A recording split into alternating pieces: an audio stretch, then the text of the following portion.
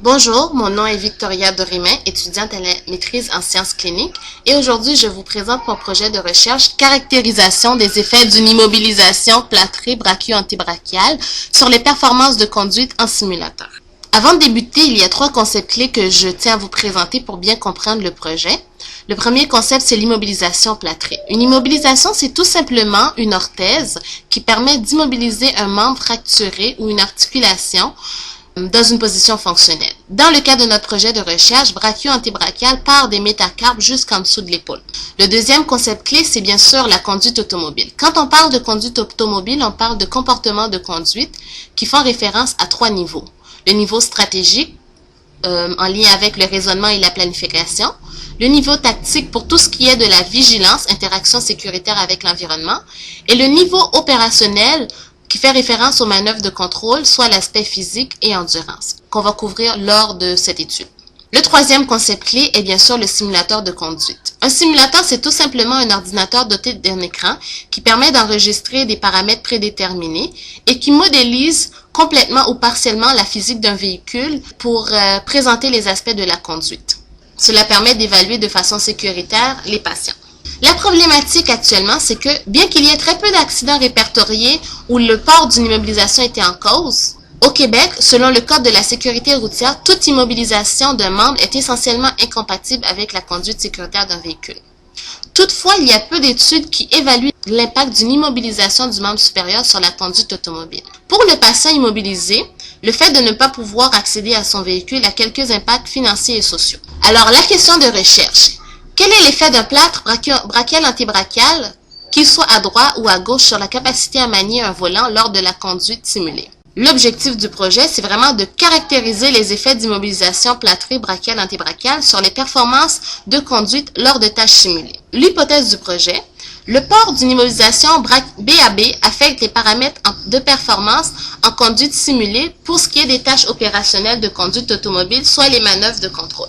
La méthodologie utilisée, il s'agit d'un dispositif de recherche quasi expérimental avec un échantillon non probabiliste de convenance. Les stratégies de recrutement pour les sujets, c'était bien sûr des affiches, des contacts et aussi la méthode boule de neige. La population cible, ce sont des sujets volontaires, sains, âgés entre 18 et 60 ans. Pour faire partie du projet, les sujets devaient avoir un permis de conduire valide au Québec, une expérience de conduite de plus de 2 ans et pouvoir conduire un véhicule à transmission automatique.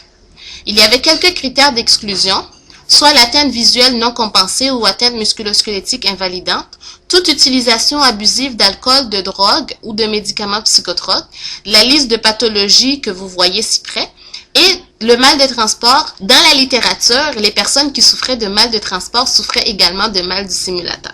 Les variables indépendantes mesurées, c'est bien sûr la conduite sans immobilisation, la conduite avec une immobilisation BAB à droite et la conduite avec une immobilisation BAB à gauche. Il y avait 3 épreuves dans le projet de recherche. La première épreuve, c'était l'épreuve qui mesurait l'amplitude de mouvement maximale à droite ou à gauche. À l'écran apparaissait un cadran et les personnes, en gardant les 2 mains sur le volant, devaient amener l'aiguille rouge qui représentait l'angle le plus possible à droite et le plus possible à gauche. L'épreuve 1B qui mesurait l'écart angulaire et la précision. Donc, à l'écran apparaissait un cadran avec une aiguille rouge et une aiguille verte. L'aiguille rouge représentait la mesure angulaire qui changeait aux 2 secondes et il y avait 23 paliers de mesure angulaire. Les personnes, en gardant les 2 mains sur le volant, devaient amener l'aiguille verte sur l'aiguille rouge ou le plus près possible de l'aiguille rouge. La dernière épreuve, qui est l'épreuve de conduite simulée sur route, mesurait le temps total du parcours, la vitesse moyenne et les éléments en lien avec la sortie de route, qu'elle soit à droite ou à gauche. Donc, à l'écran apparaissait un scénario de conduite simulée et les personnes devaient suivre le plus fidèlement possible la route en gardant les 2 mains sur le volant. Il n'y avait pas de limite de vitesse ou de limite de temps imposé. L'instrument de mesure pour le projet de recherche est bien sûr un simulateur de conduite. Le simulateur, c'est tout simplement un véhicule complet instrumenté sans la motorisation usuelle.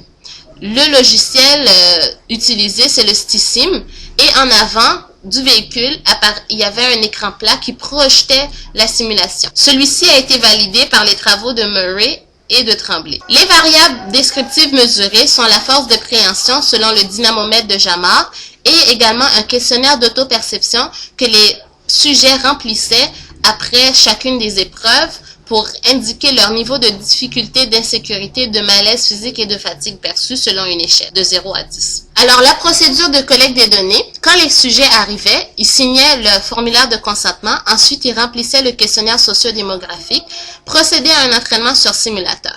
Au préalable, il y avait un ordre aléatoire qui a été assigné à chaque sujet pour indiquer l'ordre de passation des épreuves selon les variables indépendantes. Le temps de la simulation complète, c'était 1 heure et après chacune des simulations, après chacune des épreuves, on mesurait la force de préhension et la personne remplissait le questionnaire d'auto-perception également. Pour ce qui est des dimensions éthiques, il y avait quelques risques en lien avec les brûlures lors de l'installation du plâtre ou du retrait du plâtre.